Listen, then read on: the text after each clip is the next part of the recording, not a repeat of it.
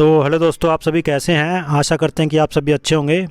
बात करेंगे सीटेट दिसंबर 2024 के लिए चैप्टर नंबर 12 की सीडीपी के लिए। और ये क्या है कि इसके अंदर हम स्किनर का क्रिया प्रसूत अनुबंधन सिद्धांत, स्किनर्स ऑपरेंट कंडीशनिंग थ्योरी को जो है जानेंगे।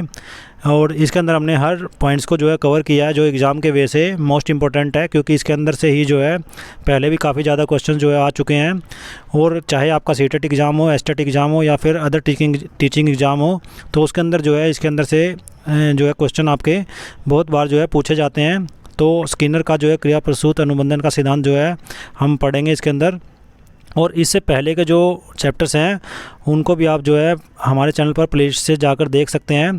तो चलिए शुरू करते हैं स्किनर का क्रिया प्रसूत अनुबंधन का सिद्धांत। इससे पहले जो है आप चैनल को सब्सक्राइब जरूर कर लीजिए, क्योंकि इस चैनल के ऊपर जो है आपको सीटेट और अदर टीचिंग एग्ज़ाम की तैयारी जो है करवाई जाती है, अच्छे तरीके से करवाई जाती है।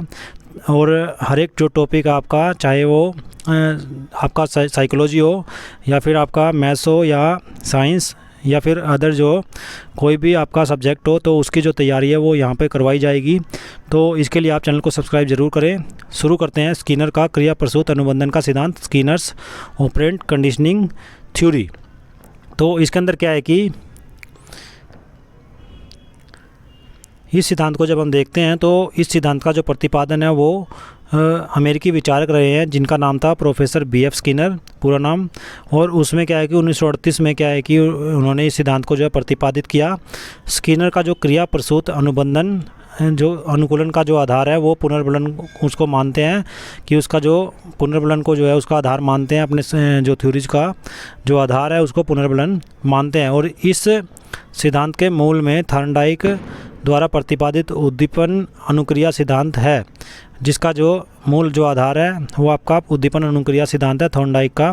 और जिसमें क्या है कि स्किनर ने पुनर्बलन सिद्धांत में इसको क्या है कि परिवर्तित कर दिया है। अधिगम के इस सिद्धांत का अभिप्राय सीखने के उस प्रक्रिया से है जिसमें प्राणी उस प्रतिक्रिया का चयन करना सीखता है जो पुनर्बलन को उत्पन्न करने में साधन का एक काम करती है। और इस सिद्धांत में अगर देखा जाए तो इस सिद्धांत के अंदर क्या है कि इस सिद्धांत के अनुसार यदि किसी अनुक्रिया को करने से सकारात्मक एवं संतोषजनक परिणाम मिलते हैं तो प्राणी वह क्रिया बार बार वो दोहराता है।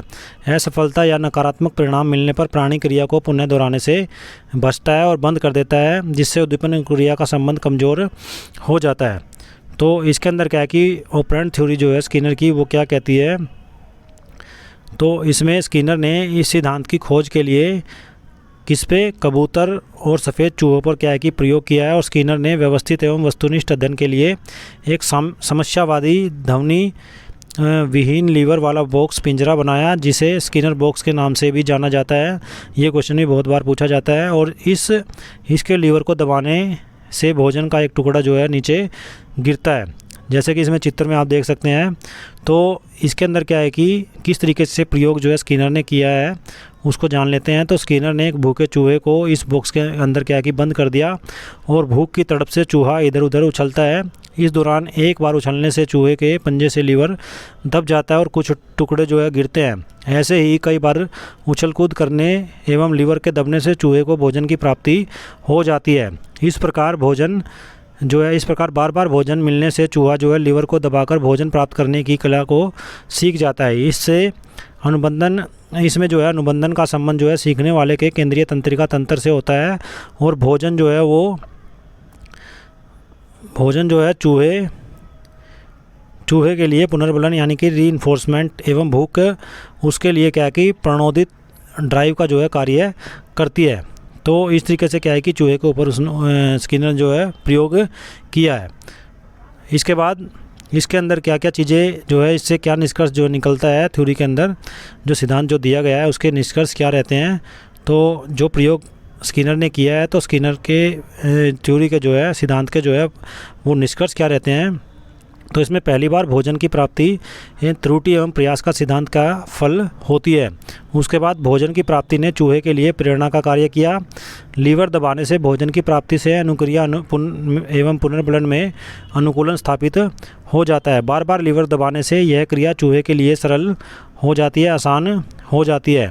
उसके बाद पांचवा पॉइंट क्या बताता है निष्कर्ष के अंदर, तो प्रत्येक अगली बार लीवर को दबाने से चूहे ने अपने पहले की तुलना में कम समय लगाया। लीवर को कई बार दबाने से क्रिया का अभ्यास हो जाता है। तो इस तरीके से क्या है कि ये काफ़ी सारे जो निष्कर्ष हैं थ्योरी से निकलते हैं, जैसा कि स्किनर ने बताया है। स्किनर ने अपने एक अन्य प्रयोग में भूखे कबूतर को बॉक्स में बंद किया और बॉक्स में कबूतर शांत जो बैठा रहता है।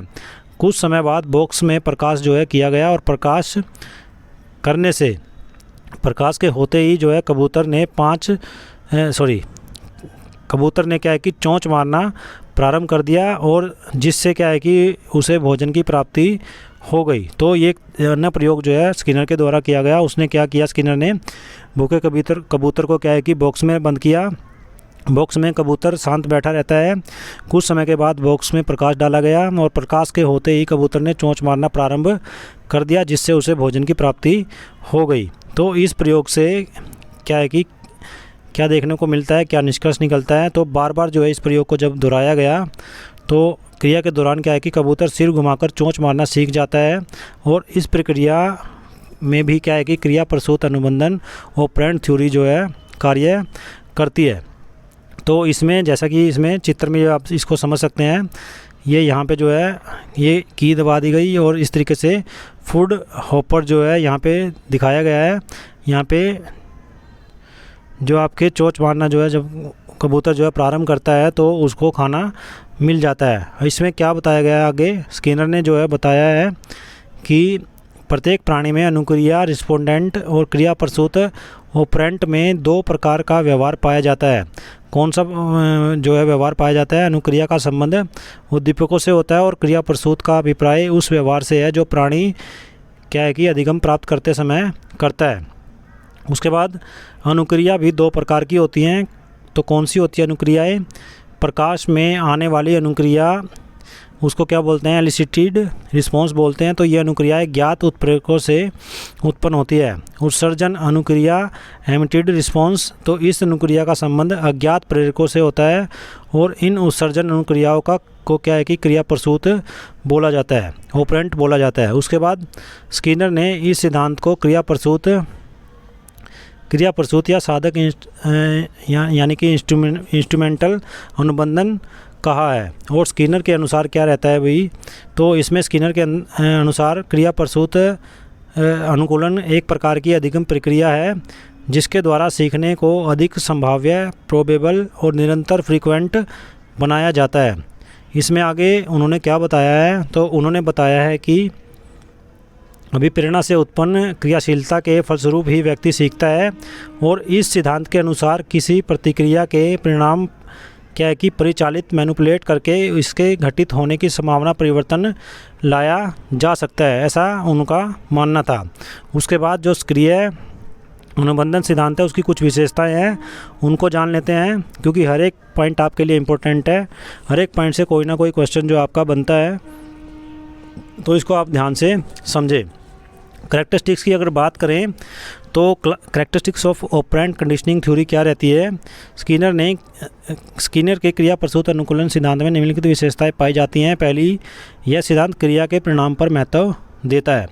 उसके बाद दूसरी विशेषता क्या रहती है इसकी, क्रिया प्रसूत अनुकूलन सिद्धांत में पुनर्बलन एक आवश्यक तत्व रहता है। यह सिद्धांत सीखने की क्रिया में अभ्यास पर अधिक बल देता है। इस सिद्धांत के अनुसार सीखने की क्रियाओं का संचालन मस्तिष्क से होता है और इसलिए इस प्रकार का अधिगम स्थायी रहता है। उसके बाद नेक्स्ट जो है पॉइंट, अब इसकी जो विशेषता है वो कौन सा है, यह सिद्धांत क्या है कि मंद बुद्धि बालकों के अधिगम के लिए बहुत उपयोगी रहता है, उपयुक्त होता है। उसके बाद नेक्स्ट अगर बात की जाए तो नेक्स्ट के अंदर क्या है कि सक्रिय अनुबंधन सिद्धांत की शिक्षा में क्या है कि उपादेयता क्या रहती है, educational implications of operant conditions theory क्या रहती है। तो स्किनर ने बताया कि सिद्धांत से शिक्षण को प्रभावशाली बनाया जा सकता है और एक अध्यापक के शैक्षिक प्रक्रिया में इस सिद्धांत का प्रयोग व्यवस्थित रूप से करना चाहिए।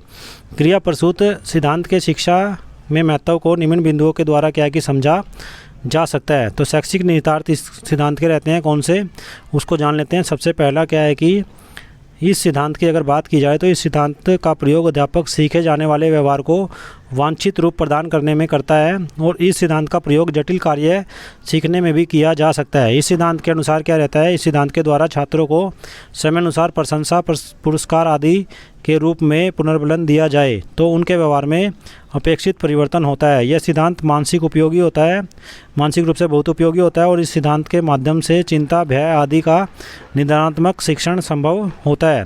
स्किनर के अनुसार क्या रहता है, व्यक्तिगत भिन्नता के रोगियों के आधार पर शिक्षण प्रदान क्या है कि करना चाहिए। उसके बाद चौथा जो पॉइंट है इसका शैक्षिक निहितार्थ के अंदर, तो उसमें क्या है कि यह सिद्धांत प्रकृति एवं परिणाम की जानकारी प्रदान करता है। सीखने वाले को यदि अपने परिणाम की जानकारी हो तो वह शीघ्रता से सीखता है और इससे अधिगम की सतत मूल्यांकन क्या है कि किया जा सकता है। मतलब सीखने का क्या है कि पूरी तरीके से मूल्यांकन किया जा सकता है। इस सिद्धांत की मदद से अभिकर्मिक जो होता है वो अधिगम विधि का विकास उसके अंदर होता है जो शिक्षण में बहुत उपयोगी होता है। क्रिया की बात की जाए तो क्रिया प्रसूत अनुबंधन का जो सिद्धांत जो है वो उपयोग से शब्द भंडार विकसित किया जाता है इसके अंदर और इसके सहयोग से क्या है कि शब्दों को तार्किक क्रम में प्रस्तुत भी किया जाता है। सातवां क्रिया प्रसूत अनुबंधन का जो सिद्धांत है, अनुकूलन का जो सिद्धांत है, इसमें पुनर्बलन का बहुत महत्व रहता है, रीइंफोर्समेंट का बहुत महत्व रहता है और इसके अनुसार स्थायी एवं शीघ्र अधिगम के लिए क्या है कि ये अति आवश्यक रहता है और छात्रों को के अवांछनीय आचरण नकारात्मक पुनर्बलन के द्वारा इसको दूर किया जा सकता है। इस सिद्धांत के सहयोग से पाठ्यचर्या एवं पाठ्यक्रम को छोटे छोटे भागों में बांटकर प्रस्तुत किया जाता है। इससे अधिगम प्रक्रिया को बल मिलता है। स्किनर ने अपने प्रयोगों के आधार पर बताया कि वह क्रियाशील होकर सीखने का प्रयत्न करता है। अधिगम से बालक को संतोष प्राप्त होता है और वह क्रियाशील होकर सीखने का प्रयत्न भी करता है। उसके बाद इस सिद्धांत की काफ़ी सारी आलोचनाएं की गई हैं। क्रिटिसिज्म को भी जान लेते हैं हम। तो काफ़ी सारे मनोवैज्ञानिकों ने इस सिद्धांत की क्या की आलोचना की है। तो क्रिया प्रसूत अनुबंधन सिद्धांत की आलोचना कौन सी रहेगी, criticism of operant conditioning theory. तो शिक्षा में उपयोगी होने के बावजूद इस सिद्धांत की कुछ कमियां भी रहती हैं। फ़ायदे के साथ साथ इसकी कमियां भी जानना आपके लिए ज़रूरी है क्योंकि कमियों से भी बहुत ज़्यादा क्वेश्चन जो है पूछे जाते हैं। तो इसमें क्या है कि जिनको निम्न प्रकार से दिखा सकते हैं हम कमियों को। सबसे पहले जो हॉलमैन हुए हैं, हॉलमैन ने सीखने की क्रिया में पुनर्बलन की आवश्यक जो है नहीं माना है। उन्होंने प्रश्न किया कि यदि पुनर्बलन से ही अधिगम शीघ्र होता है तो कुछ लोग कष्ट की परिस्थिति में कैसे सीखते हैं, ये हॉलमैन का मानना है। उसके बाद जो यह सिद्धांत है, यह सिद्धांत मानव पर हर परिस्थिति में सीखने के लिए उपयोगी नहीं है। इस सिद्धांत के अनुसार क्या है कि सीखना एक यांत्रिक प्रक्रिया है, जबकि हम सब जानते हैं कि सीखने के लिए मनुष्य में बुद्धि, विवेक, चिंतन का होना आवश्यक हो जाता है। यह सिद्धांत मनुष्य की सीखने की प्रक्रिया को ही सही प्रकार से व्यक्त करने में असमर्थ रहा है क्योंकि इस सिद्धांत के प्रयोग पशु पक्षियों पर अधिक किया गया है। तो इस तरीके से इसकी क्या की आलोचना की गई है। पांचवी जो आलोचना है वो क्या है, पांचवा पॉइंट जो है, यह सिद्धांत पुनर्बलन पर अत्यधिक जोर देता है जबकि मनुष्य को सीखने के लिए लक्ष्य की आवश्यकता पहले रहती है। क्रिया प्रसूत अनुकूलन सिद्धांत की अगर बात की जाए तो मंद बुद्धि एवं बुद्धिहीन प्राणियों पर यह लागू होता है। विवेकशील और चिंतनशील प्राणियों के लिए यह ज़्यादा उपयुक्त नहीं होता है। उसके बाद तो ये इसकी आलोचना थी। तो इस चैप्टर को जो है ये मोस्ट इम्पोर्टेंट माना जाता है एग्ज़ाम वे से, क्योंकि सीटेट का एग्ज़ाम हो या फिर आपका एस्टेट या फिर अदर टीचिंग एग्ज़ाम हो, किसी भी टीचिंग एग्ज़ाम के अंदर जो है इस टॉपिक से, इस चैप्टर से जो है काफ़ी ज़्यादा क्वेश्चन पूछे जाते हैं। हर एक पॉइंट्स को जो हमने इस टॉपिक के अंदर कवर किया है और इसके अंदर क्या है कि जितने भी पॉइंट्स आप को कवर किए गए हैं, इसमें कवर किया गया है, उसमें से आपको अगर पीछे भी आप उठा के देखें तो हर एक पेपर के अंदर, पिछले पेपर के अंदर इसमें से आपको जो है क्वेश्चन मिल जाएंगे। तो मोस्ट इम्पोर्टेंट टॉपिक आपके लिए रहने वाला है। और इससे पहले के टॉपिक जैसा कि मैंने बताया कि आप प्लेलिस्ट से जाकर देख सकते हैं। इससे पहले के जितने भी टॉपिक हमने बनाए हैं वो आप चैनल पर प्लेलिस्ट से जाकर देख सकते हैं। तो वीडियो को ज़्यादा से ज़्यादा लाइक कीजिए एंड शेयर कीजिए। साथ में सीटेट और अदर टीचिंग एग्ज़ाम की तैयारी के लिए चैनल को सब्सक्राइब करें। धन्यवाद।